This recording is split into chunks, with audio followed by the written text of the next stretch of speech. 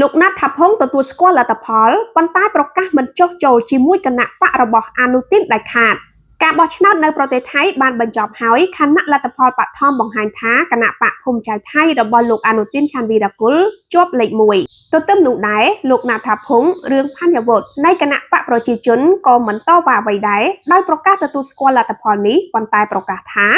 គណៈបកប្រជាជនរបស់លោកនឹងមិនចងសម្ព័ន្ធជាមួយភូមិใจថៃឡើយហើយនឹងនៅតែធ្វើជាគណៈបកប្រឆាំងដដែលថ្លែងនៅទីស្នាក់ការបកនាវេលាម៉ោង 9:40 នាទីយប់នៅថ្ងៃអាទិត្យទី 8 កុម្ភៈឆ្នាំ 2026 លោកណាត់ថាភងបានលើកឡើងថាក្បិតលទ្ធផលមិនទាន់ផ្លូវការប៉ុន្តែគណៈបកប្រជាជនទទួលស្គាល់ថាខ្លួនមិនមែនជាបកដឹកនាំដែលមានសម្លេងភាគច្រើនទេ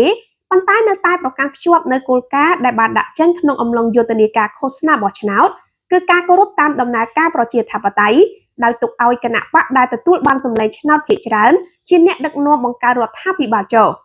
លោកបញ្ជាក់ចំហយ៉ាងម៉ឺងម៉ាត់ថាប្រសិនបើគណៈបកភូមិใจថៃបង្កើតរដ្ឋាភិបាលគណៈបកប្រជាជនត្រៀមខ្លួនធ្វើជាបកប្រឆាំងនិងមិនបោះឆ្នោតគាំទ្របេក្ខជននាយករដ្ឋមន្ត្រីមកពីគណៈបកភូមិใจថៃដាច់ខាតហើយក៏នឹងមិនមានការព្យាយាមបង្កើតរដ្ឋាភិបាលប្រជែងជាមួយនឹងបកដែលនាំមុខនោះដែរព្រោះការបោះឆ្នោតនេះឆ្លុះបញ្ចាំងពីឆន្ទៈប្រជាជន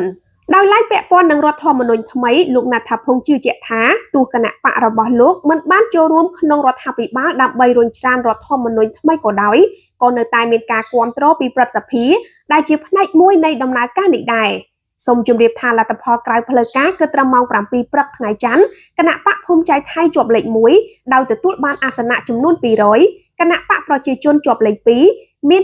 96អាសនៈភឿថៃលេខ3មាន83អាសនៈ